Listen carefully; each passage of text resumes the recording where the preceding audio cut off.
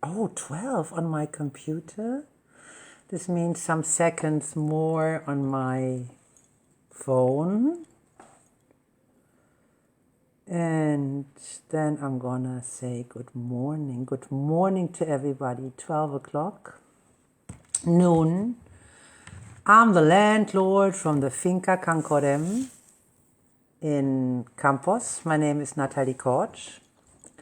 I'm doing the coffee and talk every morning from Monday through Friday, and this is my coffee cup of today, although I do not know if this is a tea cup. When is it a teacup? When is it a coffee cup? I don't know. Maybe you can tell me. Yesterday I have been in Port Adriano, invited to make a little coffee and talk, or to diffuse a little coffee and talk from there, together with a musician called Phil Wolf. And we did that because I wanted you to listen to Phil, and I wanted to give you the possibility to buy some of his songs via the bootcamp.com internet site. Bootcamp? No, Bandcamp.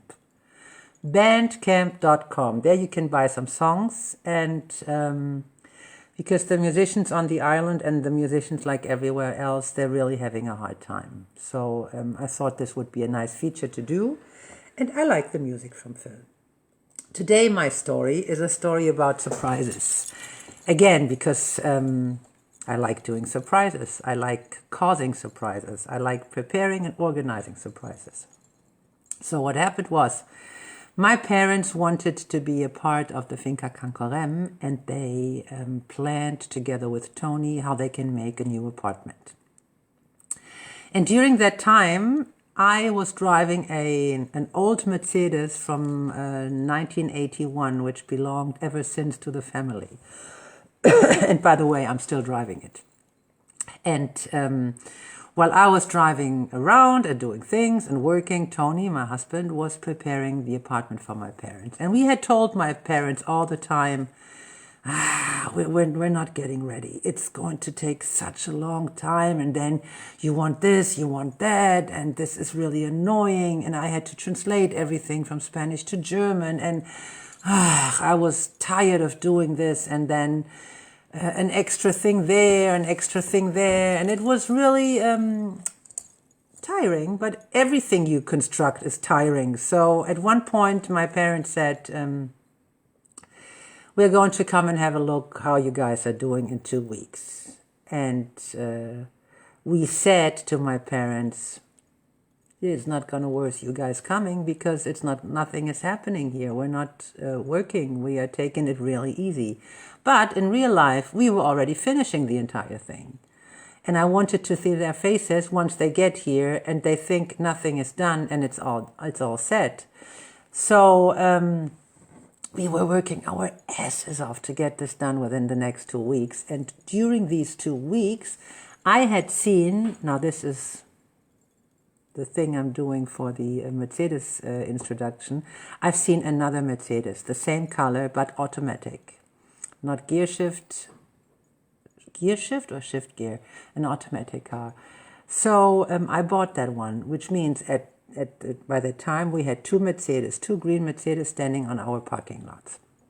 And my mother came. She got in on a Friday. My father was supposed to come in on a Saturday. And I said, well, Mama, I'm very sorry. You cannot stay in your new apartment. Of course, it's not done. I told you cannot stay. You have to stay in the main house in a guest room.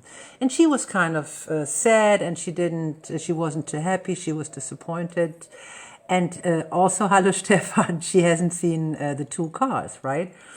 So my father came in the next day, and I told him the same thing. You cannot go into the apartment. It will not be ready. So I'm very sorry. You guys have to stay with us in the main house. And we have to share the kitchen and the bathroom and blah, blah, blah. But then Tony said, yeah, but you can show them at least a little bit what we've done so far. So I told my parents, well, why don't you guys come over and we go and have a look to the apartment. And we opened the apartment, and I had put the lights on, the candles, everything was very nicely prepared.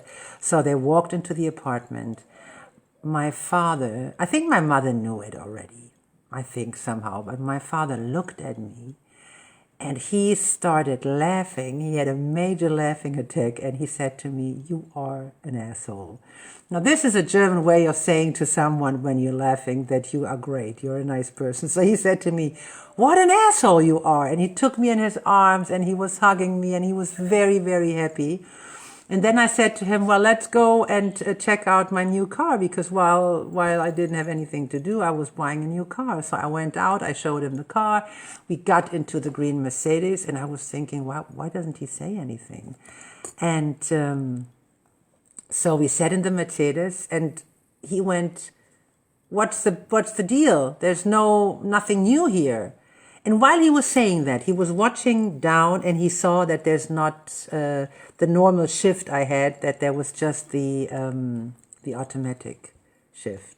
And he looked at me and he said, "You're a double asshole." So this man has died 4 years ago. I'm very sad. I missed him. I miss him. And every time when I tell stories about him, I get a little sad because he was a wonderful, wonderful creature on that earth.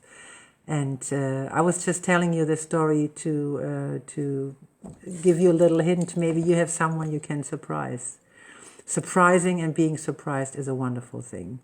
So my coffee cup of today, I hold it again, or teacup. I see you guys tomorrow.